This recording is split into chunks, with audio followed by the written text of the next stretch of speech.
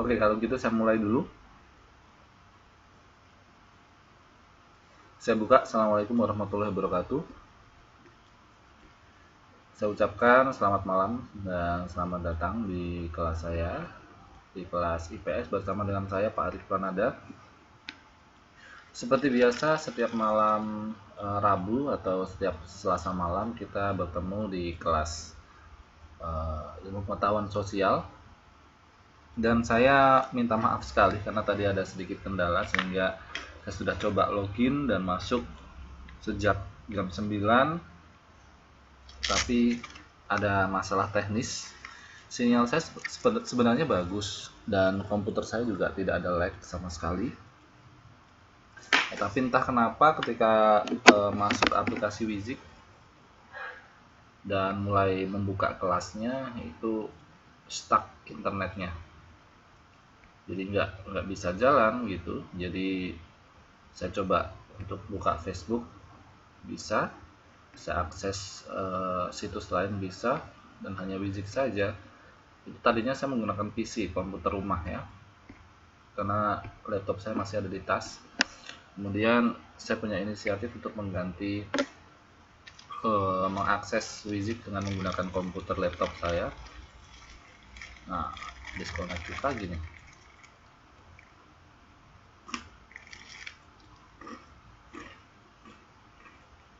Gimana cek 1 2 3 sekarang bisa kedengaran nggak?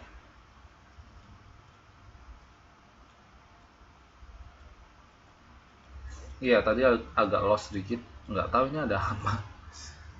Dari tadi siang kayaknya internetnya apa jaringannya nggak beres. Oke, saya lanjutkan lagi. Ya, malam hari ini kita sudah memasuki pertemuan yang terakhir, di mana kemarin kita sudah memasuki pertemuan ke-13 dan malam hari ini kita masuk di pertemuan ke-14.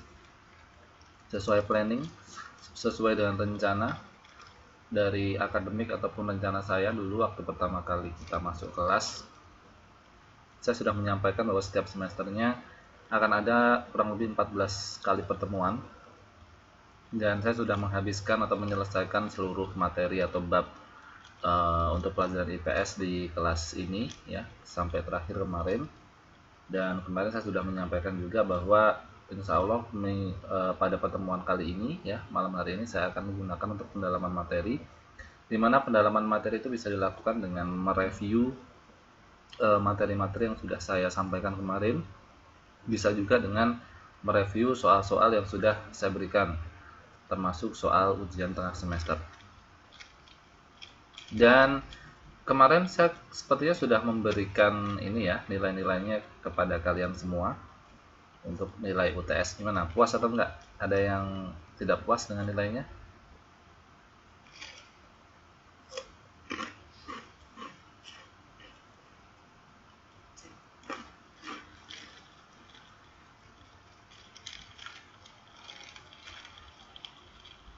Bagi yang belum ada, sudah saya koreksi sebenarnya, tapi belum saya ini aja. Sudah saya input, sudah saya masukkan ke daftar, cuman belum sempat saya apa namanya? Belum sempat saya ini, Mbak Danisme, sudah kok, sudah saya cek, sudah saya koreksi kok. Belum sempat saya ini infokan ke kalian karena minggu ini saya benar-benar sibuk sekali.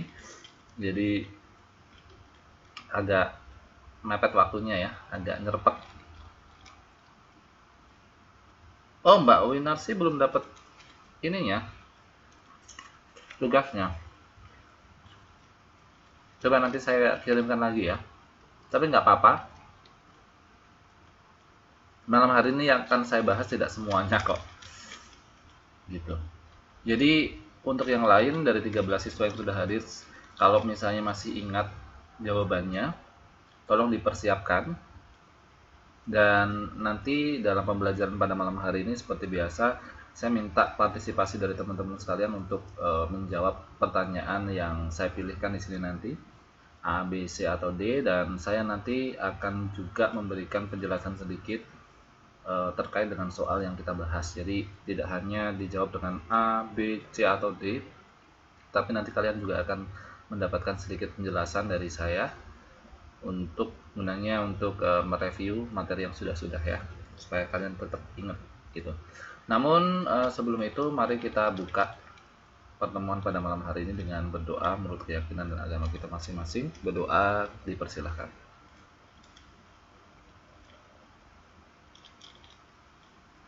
Berdoa selesai. Dan sekedar informasi saja, mungkin 1 minggu atau 2 minggu lagi kalian akan menempuh ujian akhir semester ya. Tadi saya sudah mengirimkan soal ke Pak Farid ke bidang akademik, jadi cepat sekali kalian sudah menempuh ujian akhir semester ya. Padahal baru kemarin kayaknya UTS-nya, sekarang sudah mau ujian akhir semester saja. Tapi nggak apa-apa, nanti insya Allah soalnya lebih mudah daripada yang UTS ya, dan mudah-mudahan teman-teman sekalian bisa mengerjakan semuanya dan nilainya tetap bagus. Dan nanti ya teman-teman sekalian sama-sama koreksi di sini, nanti kalian catat kira-kira sesuai nggak nilai yang sudah saya berikan kemarin dengan pengkoreksian kalian nanti.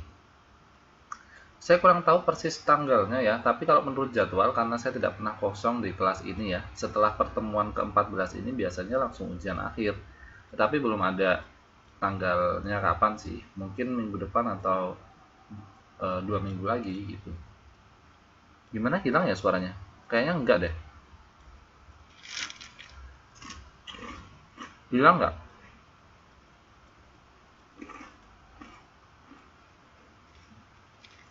Dimana yang lain bisa dengar suara saya nggak? Oh jelas. Baik Mbak Mulyani, dicek lagi sinyalnya ya. Ya ini saya sudah tampilkan untuk soalnya, yaitu soal UTS kemarin. Jadi saya ingin mereview apakah teman-teman saya masih ingat tentang materi yang saya sampaikan. Jadi nanti tinggal teman-teman saya menjawab A, B, C, atau D gitu ya. Kita mulai ya. Baik, kita akan mulai dengan review pertanyaan nomor 1. Ya, masih ingat ya kalian jawaban kalian apa? Ya, nomor 1, letak suatu daerah jika dilihat dari kenyataan bumi atau posisi daerah itu pada bola bumi dibanding dengan posisi daerah lain disebut apa? Apakah A, letak geologis? Apakah B, letak astronomis? Apakah C, letak geografis? Apakah D, letak strategis? Yang mana?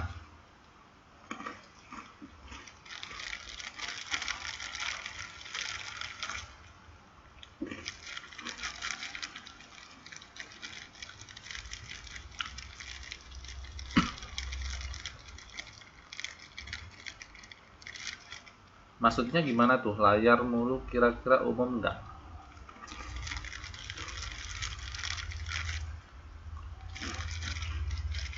Oh, mungkin nggak support kali ya Mbak ya. Menggunakan apa itu? Handphone atau laptop? Biasanya kalau menggunakan handphone, tablet itu nggak support. Supportnya kalau PowerPoint ya. Karena ini filenya PDF. Harusnya kalau laptop bisa lah.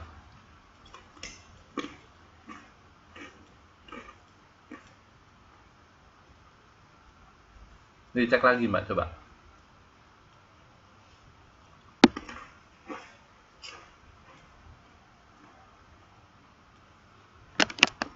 Oke. Untuk jawaban nomor 1 saya kira gampang sekali ini ya. Karena ini sangat sering sekali saya pertanyakan, jadi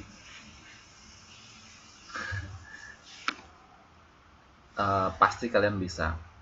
Iya, biasanya kan kalau saya menerangkan dengan materi itu saya bikin PowerPoint, jadi HP, laptop, tablet itu bisa mengakses. Cuman ini saya belum sempat untuk mengconvert ke PowerPoint, jadi ini bentuknya masih PDF, jadi langsung saya upload saja. Kadang-kadang sih nggak support gitu kalau yang pakai handphone atau pakai tablet, jadi ya nggak kelihatan, cuma putih blank aja gitu.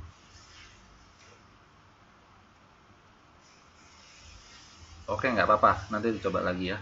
Baik, apa jawabannya? Ya, jawaban yang benar untuk nomor 1 adalah letak geografis. Ya. Nah, jadi kalau direview lagi pertemuan yang lalu-lalu gitu ya, bahwa letak atau posisi bumi itu ada dua macam, dibagi menjadi dua macam, yaitu letak astronomis dan letak geografis. Di mana letak geografis itu adalah letak bumi ya, letak suatu wilayah yang ada di bumi jika dibandingkan dengan posisi lain di daerah bumi tersebut.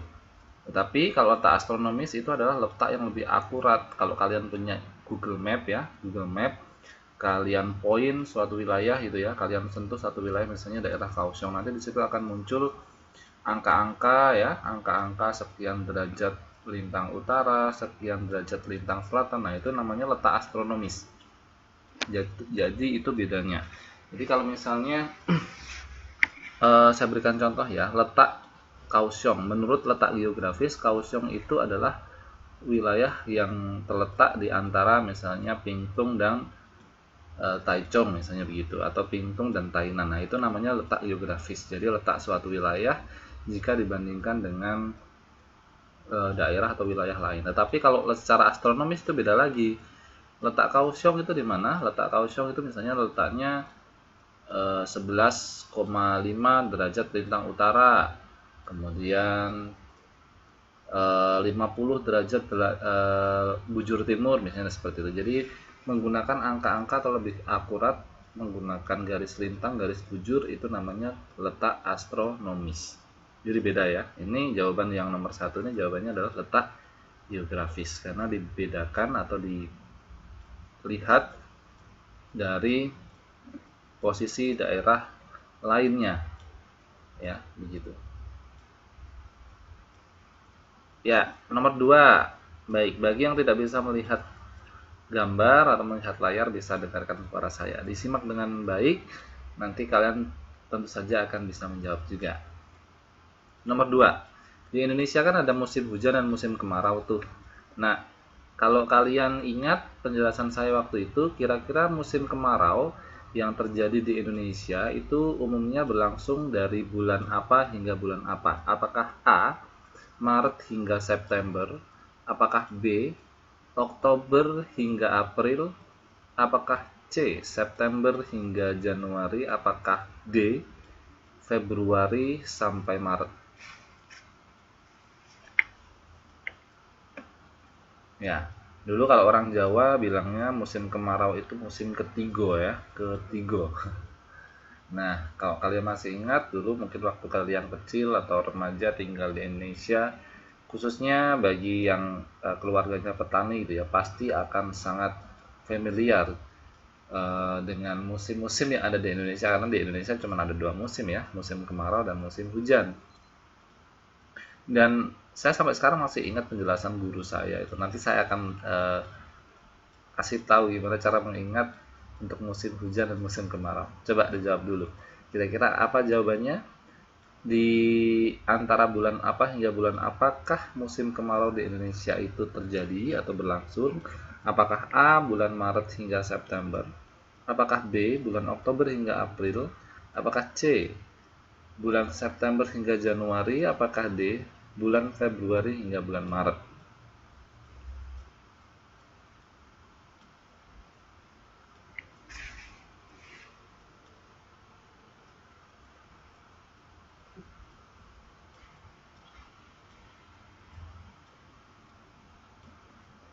Yuk, kira-kira yang mana?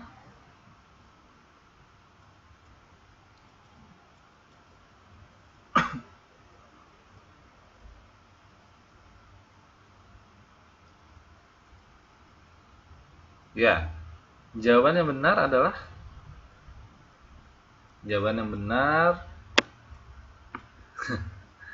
untuk periode musim kemarau di Indonesia adalah bulan Maret hingga bulan September ya. Untuk gampang mengingat-ingat kapan musim hujan, kapan musim kemarau, dulu guru saya ketika SD itu pernah mengatakan kepada saya, dan sampai sekarang itu masih ingat ya. Untuk mengingat-ingat atau untuk untuk menandai ya musim hujan di Indonesia itu bener kata Mbak Mulyani, ada ber itu loh. Kalau ber itu pasti musim hujan ya. Ber itu kata orang Jawa sih bilangnya sumber ya, sumber mata air dan sebagainya. Jadi September, Oktober, November, Desember itu musim hujan ya. Jadi September ke atas itu ya, September, Oktober, November, Desember, Januari ya. Orang bilang ber itu gede-gede ning sumber gitu ya. Desember itu gede-gede ning sumber. Jadi sumber mata air yang besar. Jadi itu musim hujan. Kalau Januari itu dia bilangnya hujan sehari-hari. Jadi itu masih musim hujan. Jadi itu paling saya ingat dulu ya. Jadi ketika musim kemarau ya yang nggak ada ber-bernya itu. Jadi Maret, April, Mei, Juni, Juli, Agustus, September itu terjadi musim kemarau di Indonesia.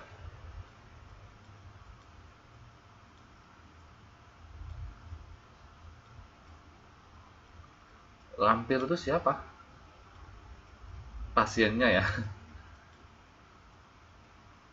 Ya, jadi diingat-ingat ya, ber itu musim hujan ya. Paham ya? Gitu.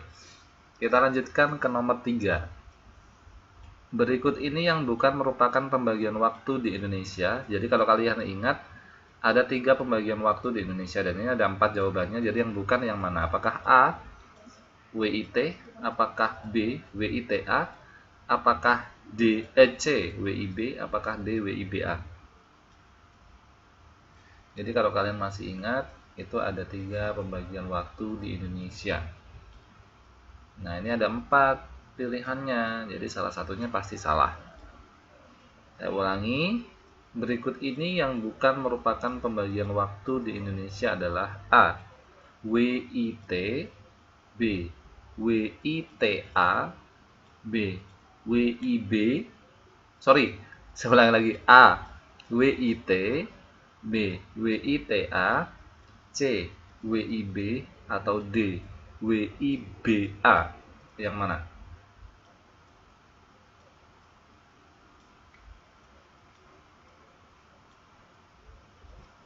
Ya, jadi menurut garis astronomisnya ya, garis lintangnya, garis bujur gitu, bahwa Indonesia ini memang membentang dari barat ke timur, utara selatan. Jadi tidak hanya seperti Taiwan. Jadi kalau seperti Taiwan cuma hanya ada satu waktu saja, tetapi di Indonesia itu karena dia perbatasan juga dengan bagian barat dan timur juga. Jadi Jepang, Korea, Taiwan, Cina, Malaysia, Singapura tuh kena semua waktunya. Jadi semua waktu yang ada di negara-negara tersebut Indonesia punya.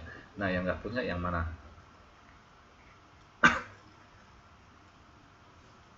Yang Indonesia nggak punya adalah WIBA ya. Jadi A, B, C itu adalah benar, dan yang bukan merupakan pembagian waktu di Indonesia adalah D, WIBA, di mana A waktu Indonesia Timur, B waktu Indonesia Tengah, C waktu Indonesia Barat. Bukan waktu Indonesia bercanda ya. Yaitu diplesetkan di acara salah satu televisi, acara stasiun televisi swasta di Indonesia, ada acara WIB ya, bukan waktu Indonesia bercanda tapi waktu Indonesia Barat. Paham ya? Mudah kok soalnya. Oke, nomor 4. Angin musim yang tidak banyak membawa uap air sehingga menyebabkan terjadinya musim kemarau di Indonesia adalah angin apa? Ini masih membicarakan tentang masih membicarakan tentang musim yang ada di Indonesia, yaitu musim kemarau. Kira-kira yang menyebabkan musim kemarau yang ada di Indonesia itu adalah angin apa? Apakah A, angin musim timur, B, angin musim barat, C, angin musim utara, apakah D, angin musim selatan?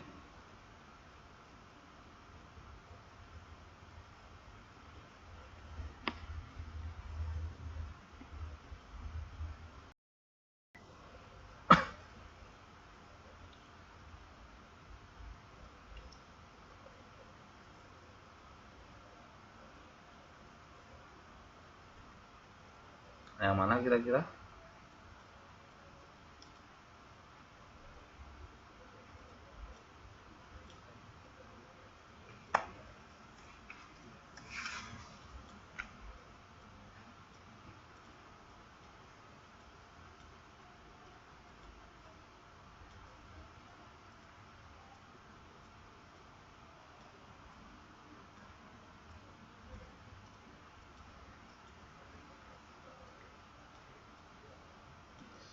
Ayo, yang mana kira-kira jawabannya? Ya, saya ulang lagi. Dari keempat pilihan angin musim berikut ini, manakah yang dia merupakan angin musim yang membawa sedikit uap air sehingga menyebabkan musim kemarau di Indonesia? Apakah A. angin musim timur, B. angin musim barat, apakah C. angin musim utara, apakah D. angin musim selatan?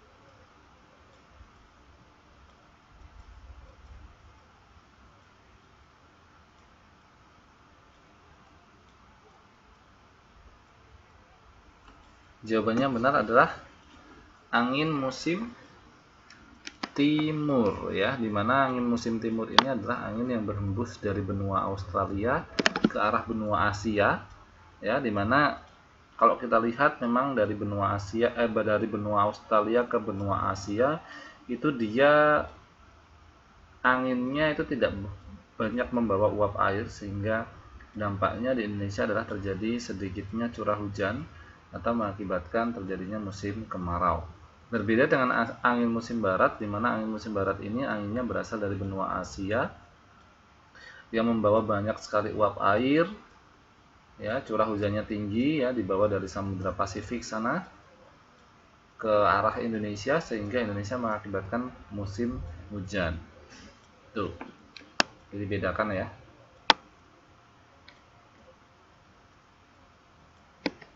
Oke. Nomor 5.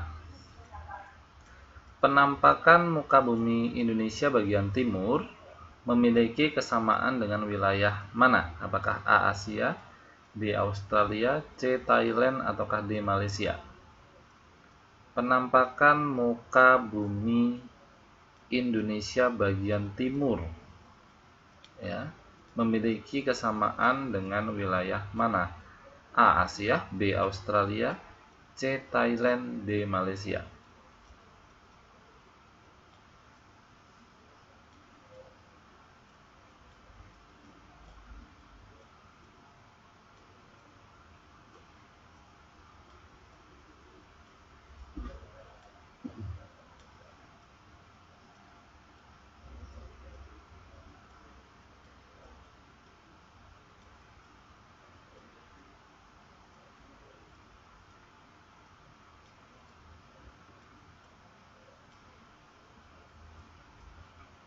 Mana jawabannya?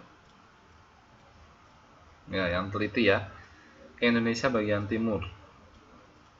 Saya kasih clue, Indonesia bagian timur itu adalah wilayah-wilayah di Papua sana, ya, di Irian Jaya sana. Kira-kira penampakan wilayah Indonesia bagian timur tersebut memiliki kesamaan dengan wilayah mana?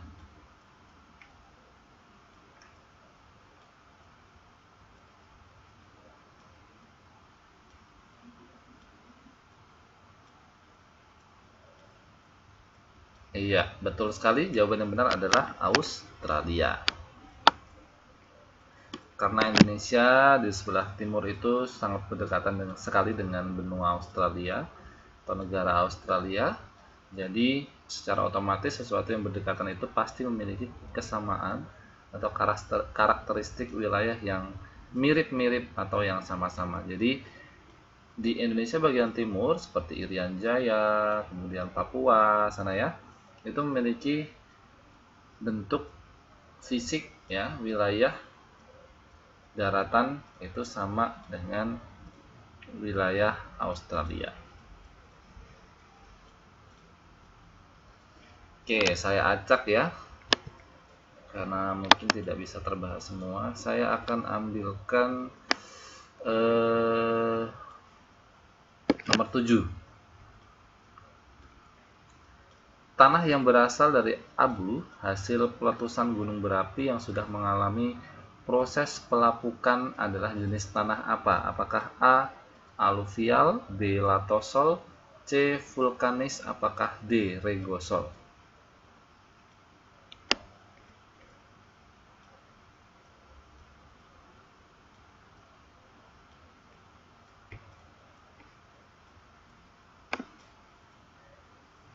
Tanah yang berasal dari abu hasil letusan gunung berapi yang sudah mengalami proses pelapukan merupakan jenis tanah apa? Apakah A. Aluvial, B. Latosol, C. Vulkanis, apakah D. Regosol?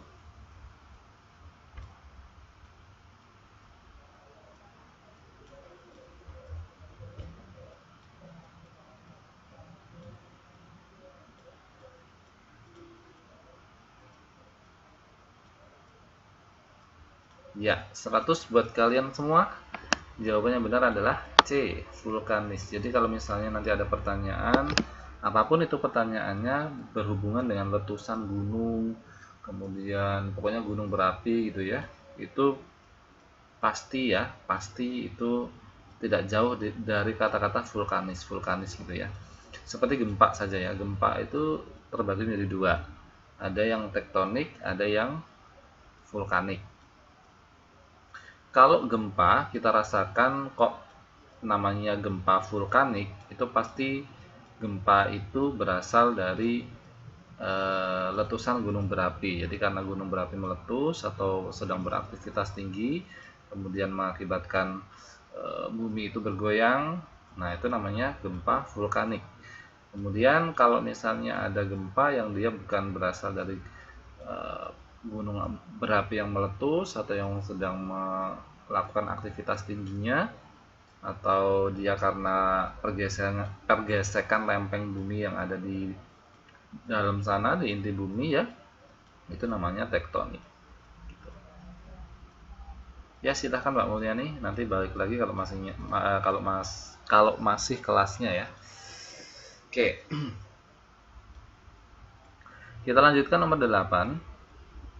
Keseluruhan proses pengumpulan, pengolahan, dan publikasi data demografis di suatu negara untuk seluruh penduduk pada periode waktu tertentu disebut apa? Apakah A. Survei penduduk, B.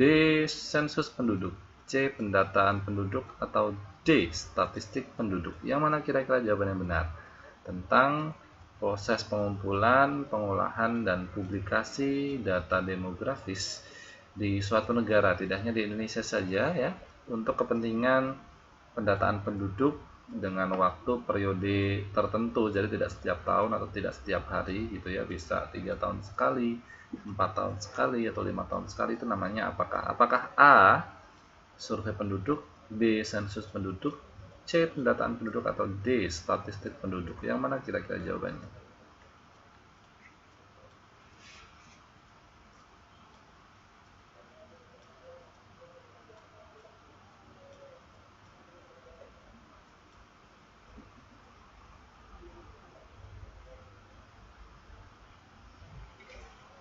Gimana suaranya? Nggak bisa dengar Mbak Wina.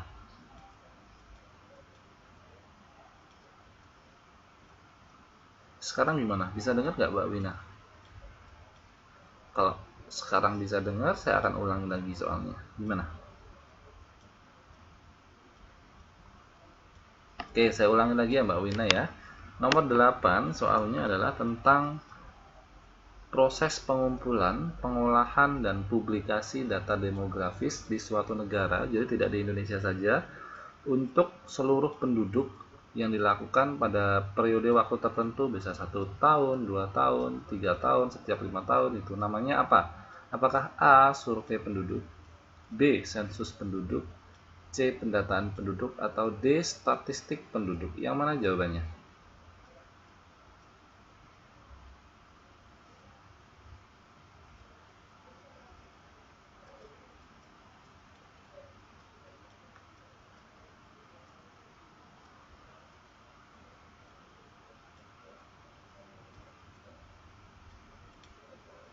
Jawabannya adalah sensus penduduk ya.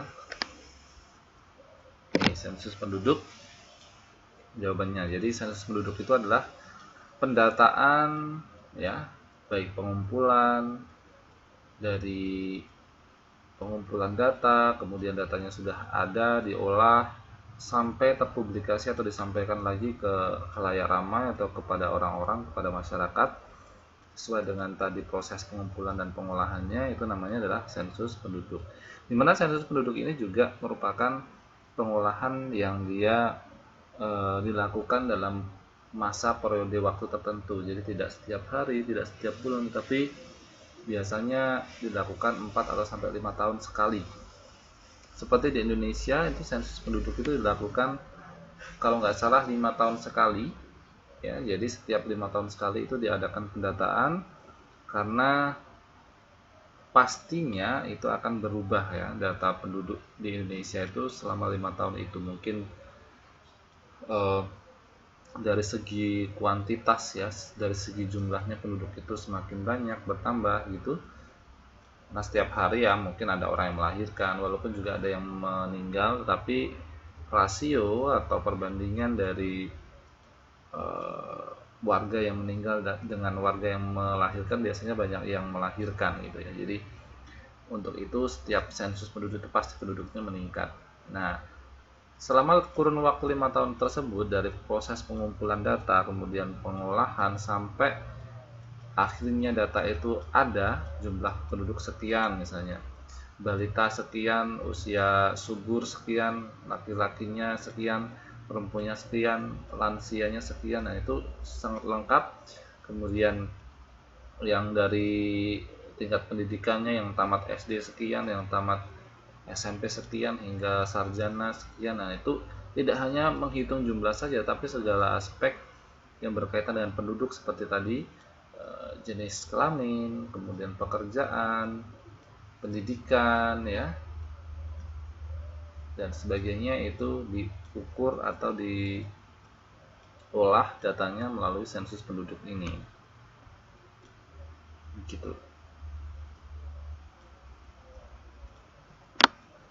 Kemudian saya lanjutkan ke nomor 9. Berikut ini yang bukan termasuk faktor utama yang secara langsung berpengaruh terhadap jumlah penduduk adalah: A. Migrasi, B. Kelahiran, C. Kematian. Apakah D. Sensus penduduk? Yang mana yang bukan merupakan faktor yang mempengaruhi jumlah penduduk? Apakah A. Migrasi, B.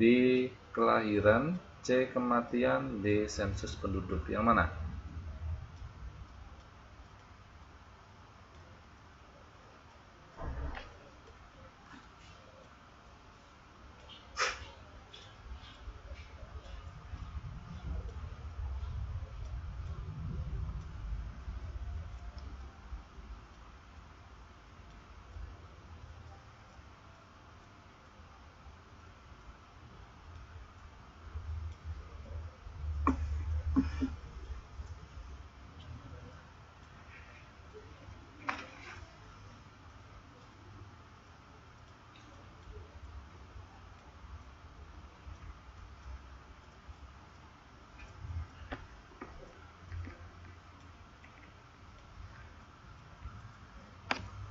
Yang mana jawabannya? Nomor 9, Mbak. Nomor 9 jawabannya apa? Berikut ini yang bukan termasuk faktor utama yang secara langsung berpengaruh terhadap jumlah penduduk adalah: apakah A. Migrasi, B. Kelahiran, C. Kematian, atau D. Sensus penduduk?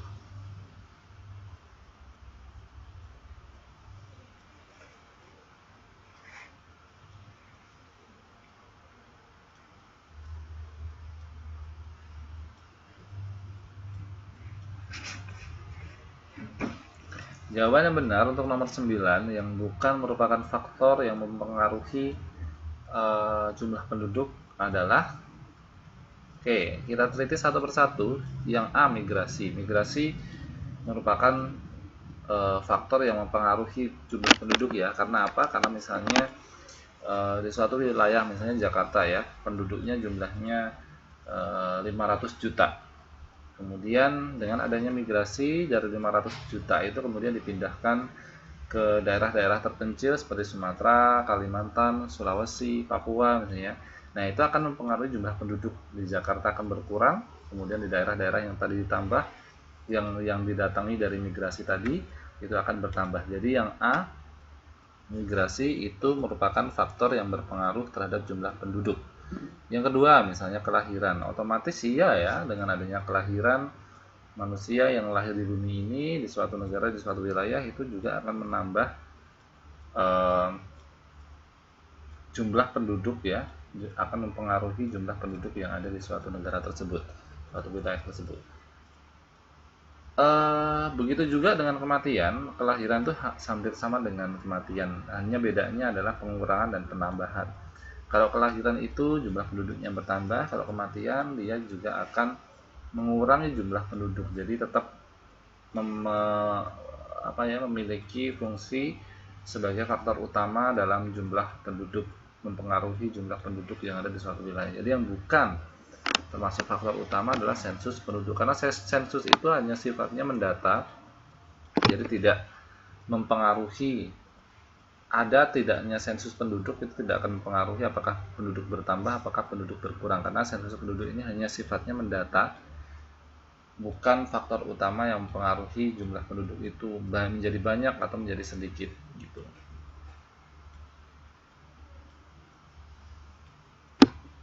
Oke, kita lanjutkan nomor 11.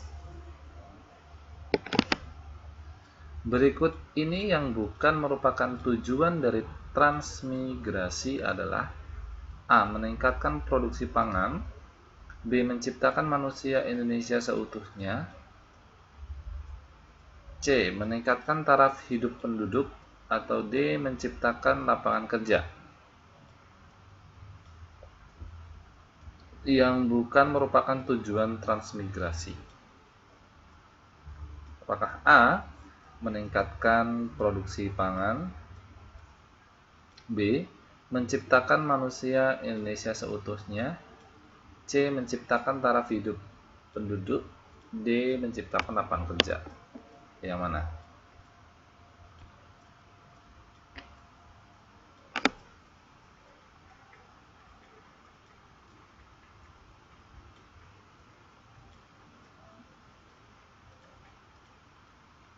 Yang bukan ya.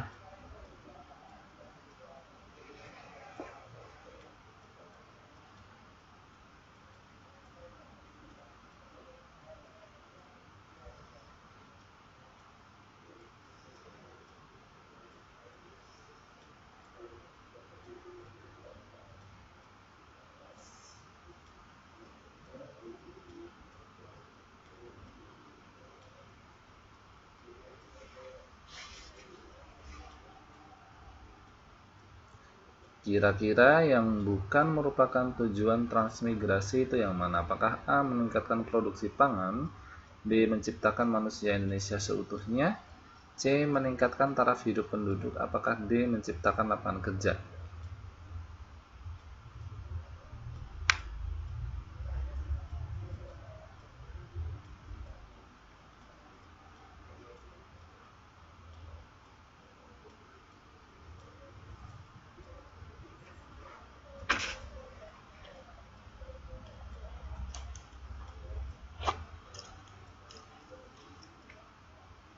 Oh, neneknya lagi nonton TV ya?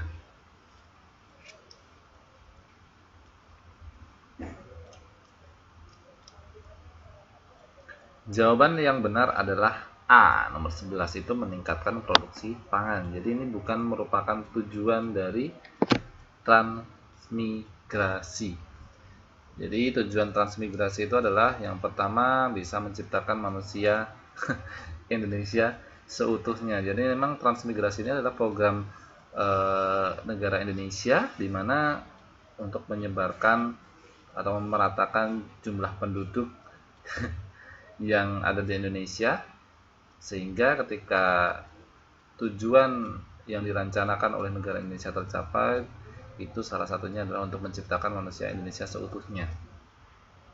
Meningkatkan taraf hidup penduduk, jelas dengan pemerataan penduduk di segala wilayah yang ada di Indonesia, di semua wilayah di Indonesia, otomatis taraf hidup penduduk itu juga akan meningkat dari tadinya yang dia hidup di Jakarta misalnya, yang semuanya padat, pekerjaan atau lapangan pekerjaan susah dicari, kemudian dia dipindahkan ke daerah yang dia misalnya di sektor pertaniannya sangat masih memungkinkan untuk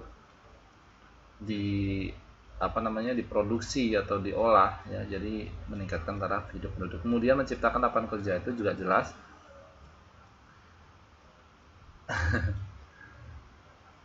meningkatkan lapangan kerja jelas ya. Jadi biasanya orang-orang yang tinggal di daerah yang padat penduduknya itu untuk mencari kerja aja susah, sehingga ketika ada transmigrasi, program pemerataan penduduk, salah satunya di daerah-daerah yang dia belum banyak penduduknya, otomatis banyak sekali lahan-lahan pekerjaan yang tersedia di situ sehingga bisa menciptakan lapangan kerja.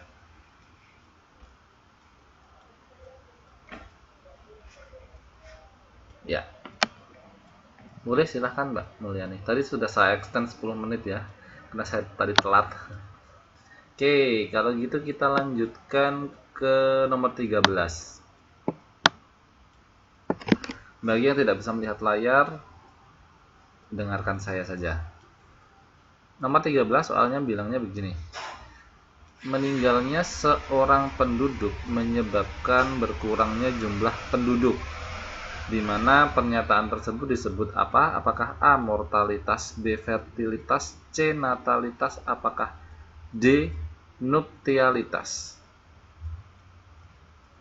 Saya ulangi, jika seorang penduduk itu meninggal dunia, sehingga otomatis itu akan menyebabkan berkurangnya jumlah penduduk di suatu wilayah tersebut. Pernyataan tersebut disebut apa?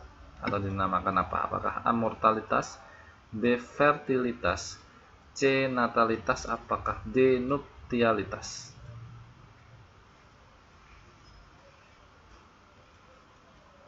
Suaranya kayak kaset rusak. Coba ya, saya pelan-pelan. Nomor 13. Meninggalnya seorang penduduk itu menyebabkan berkurangnya jumlah penduduk. Pernyataan tersebut dinamakan A. mortalitas, B. fertilitas, C. natalitas, atau D. nuptialitas. Yang mana?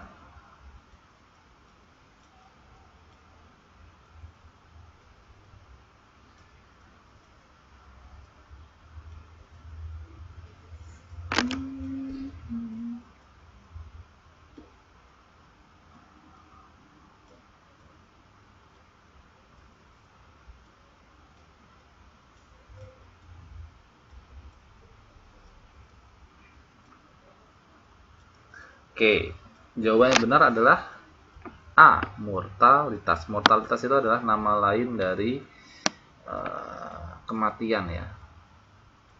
Kenapa tidak fertilitas? Ada yang tahu artinya fertilitas itu apa? Ada yang tahu nggak fertilitas itu artinya apa?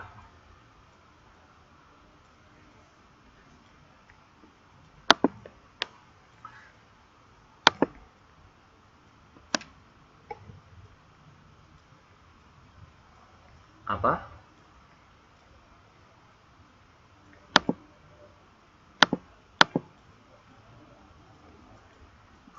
Fertilitas. Saya tanya fertilitas itu artinya apa? Kenapa kok nggak fertilitas artinya? Enggak, saya tuh hanya tanya, ini kan tadi kan jawabannya pilihannya ada 4. Mortalitas, fertilitas, natalitas, dan nuptialitas. Kalian kan jawab mortalitas. Kenapa kok nggak jawab B? Fertilitas ya. Kalian tahu nggak fertilitas itu artinya apa?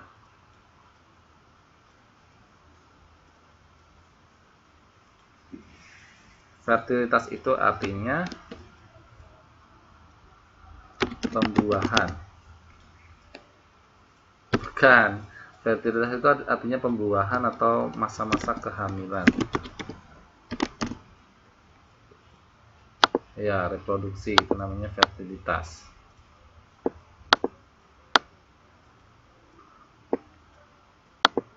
Bukan, kalau jumlah kematian namanya mortalitas.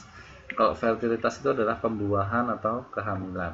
bereproduksi. Ya, betul. Kenapa bukan natalitas? Ada yang tahu arti dari natalitas apa?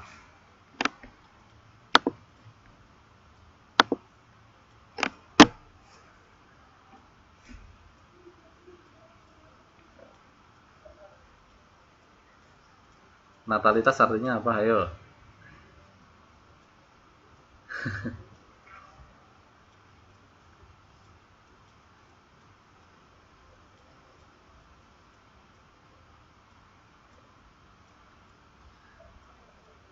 Ya benar Mbak Mulyani tadi.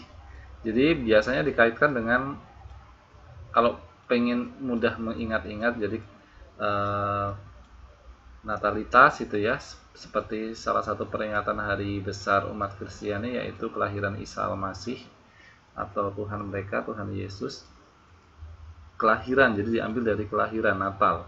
Berarti natalitas itu adalah jumlah kelahiran. Ya, jadi untuk memudah-mudahnya itu. Kalau nuptialitas itu hanya jawaban jebakan, jadi saya sendiri tidak tahu artinya. Kemarin saya hanya membuat sesuatu yang bisa mirip-mirip sehingga harapannya bisa dipilih oleh kalian sebagai jebakan ya.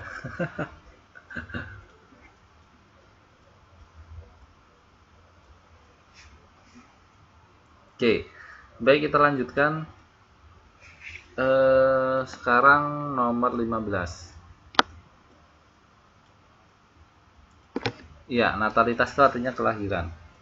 Kita lanjut ke nomor 15, mungkin ini pertanyaan terakhir. Yaitu memang sengaja saya mirip-miripkan supaya nanti kalian bisa berpikir secara jernih, secara logis ya, supaya tidak kejebak. Nomor 15. Soalnya adalah pada tahun 2002, Pulau Sipadan dan Pulau Ligitan diputuskan oleh Mahkamah Internasional menjadi wilayah dalam negara mana? Apakah A. Indonesia, B. Malaysia, C. Singapura, apakah D. Filipina? Tahun 2002 itu adalah tahunnya Megawati ya. Megawati kalau nggak salah. Megawati memimpin negara Indonesia.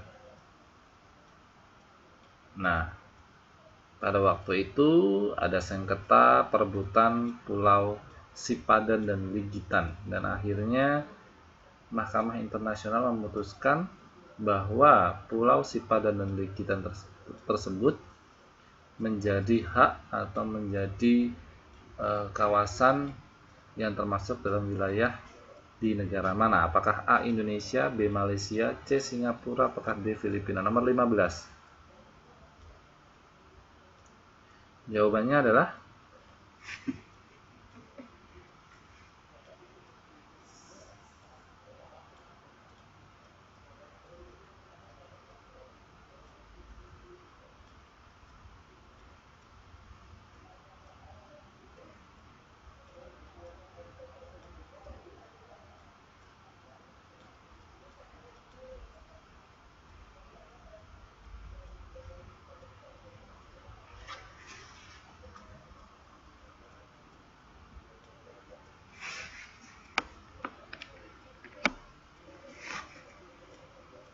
mana jawabannya yang benar?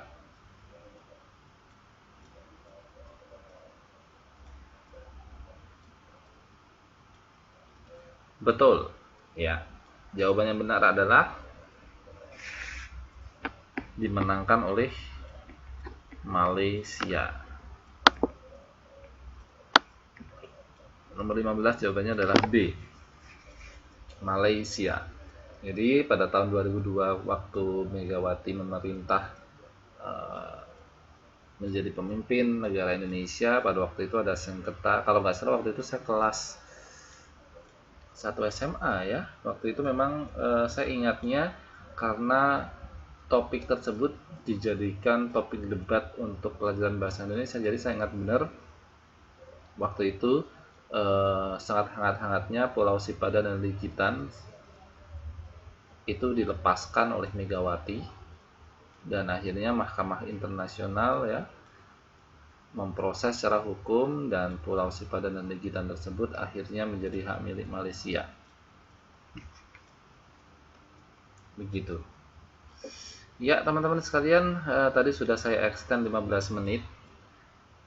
Iya, saya extend 15 menit untuk mengganti keterlambatan saya tadi untuk masuk.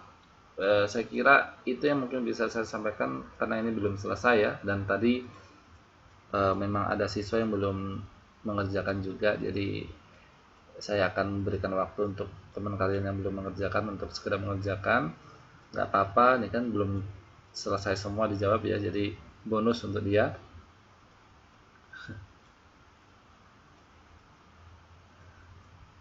Ya, akan kita lanjutkan di pertemuan yang akan datang. Mudah-mudahan masih ada pertemuan, kayaknya masih ada 2 kali pertemuan lagi deh dari akademik, karena sampai sekarang jadwal UAS-nya belum ada. Ada yang dapat nilai 60 ya? Belum teliti ya. Coba tadi benar berapa? Yang ada yang salah, ada yang benar. UASnya mungkin 2 minggu lagi, Mbak. 1 sampai 2 minggu lagi. Baru 2 yang salah ya. Ya. Coba nanti dicek lagi karena baru tadi belum ada 10 kok yang dibahas. Padahal soalnya ada 25.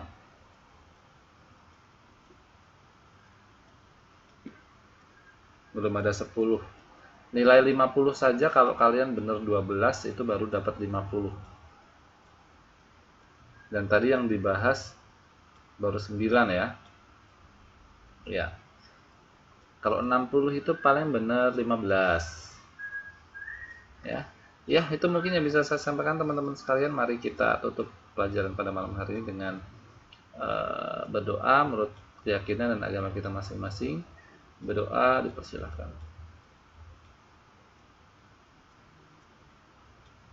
Berdoa selesai. Oke, dari saya kurang lebihnya mohon maaf. Kita akan ketemu di pertemuan yang akan datang. Mudah-mudahan diberikan kesempatan. Dari saya kurang lebihnya mohon maaf. Saya akhiri. Assalamualaikum warahmatullahi wabarakatuh dan selamat malam.